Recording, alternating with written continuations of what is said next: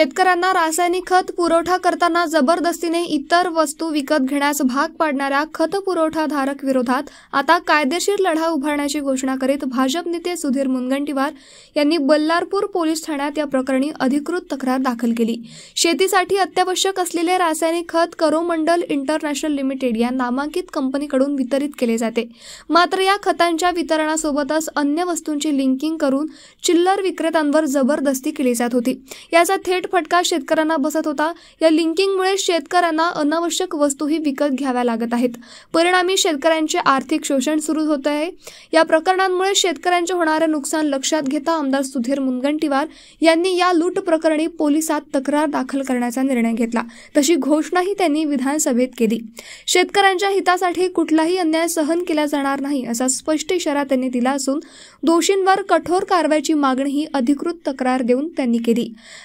आपल्या असंख्य कार्यकर्त्यांसह पोलीस ठाण्यात जात त्यांनी करोमंडल कंपनी विरोधात तक्रार दाखल केली। साधारणतः एक कोरोमंडल नावाची कंपनी आहे। त्या कंपनीने डीएपी खत देण्याच्या संदर्भात जिल्हा कृषी अधिकारी जिल्हा परिषदनी त्यांना खताचं वाटप आणि वितरण कशा पद्धतीने करावं अतिशय स्पष्टपणे सांगितलं। जिल्हाधिकारी महोदयांनी त्यांना एकदा नव्हे दोनदा नोटीस दिल्या की तुम्ही खताचं वितरण करत असताना याचं लिंकिंग करण्याचा हट्ट करू नये। पण जे लोक यांच्या शेतकऱ्यांच्या हिताच्या डीएपी खताची खरेदी करतात तेव्हा हे जबरदस्तीने सांगतात की यासोबत तुम्हाला sulphur, nano DAP, PDM potash 15-15-15 जबरदस्तीने का घेतील? मी स्वतः या विभागाचे सचिव विकास रस्तोगी साहेबांना व्यक्तिगत भेटून आलो की कोणत्याही पद्धतीने चंद्रपूर जिल्ह्यात लिंकिंग होता कामा नये, जबरदस्ती होता कामा नये। एक तर शेतकऱ्याची तुटपुंजी मुद्दल आणि भांडवल असतं, त्यामध्ये तुम्ही त्याच्यावर जबरदस्ती कराल का? अरे त्याचं अन्न खातं काही तर लाच ठेवा। आणि म्हणून कोरोमंडल या कंपनीच्या श्री प्रीतम श्री उपप्रबंधक विक्री आणि विपणन अधिकारी याच्याशी मी स्वतः बोललो।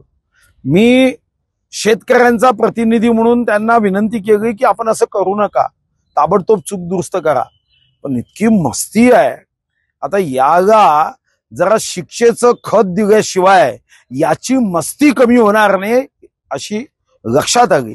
आणि म्हणून मी आज स्वतः पोलीस स्टेशन मध्ये माननीय जिल्हाधिकारी महोदय शेतकऱ्यांच्या बाजूने अतिशय अनुकूलतेने त्यांनी नोटीस दिली की तुमच्यावर इसेन्शियल कमोडिटी ऍक्ट जीवनावश्यक वस्तू प्रतिबंधक या संदर्भातल्या कायद्याने कारवाई केली जाईल। पण मी स्वतः आता रिपोर्ट दिली आहे। सर्व शेतकरी, भारतीय जनता पार्टीचे आमचे सर्व प्रमुख नेते आणि मी जिल्हाधिकारी महोदयांनी विनंती केली आहे की सरकारच्या वतीनेही तुम्ही रिपोर्ट द्या, त्याला अटक करा, एकदा समजू द्या ही महाराष्ट्र छत्रपती शिवाजी महाराजांची भूमी आहे। या भूमीमध्ये कायद्याच्या धज्जिया उडवण्याचा अधिकार तुम्हाला राहणार नाही। आणि आवश्यक असेल तर मग विधानसभेत मी प्रश्न उचलीनच, पण आंदोलनालाही आम्ही सुरुवात करू। शेवटी अशा लोकांवर कडक कारवाई कायद्याच्या चौकटीत मागतोय आम्ही, काही कायद्याच्या बाहेर जाऊन मागणी करतच नाही। मला वाटतं की आता पोलीस विभागाने ही कडक कारवाई करणं ही शेतकऱ्यांच्या हितासाठी अति आवश्यक आहे।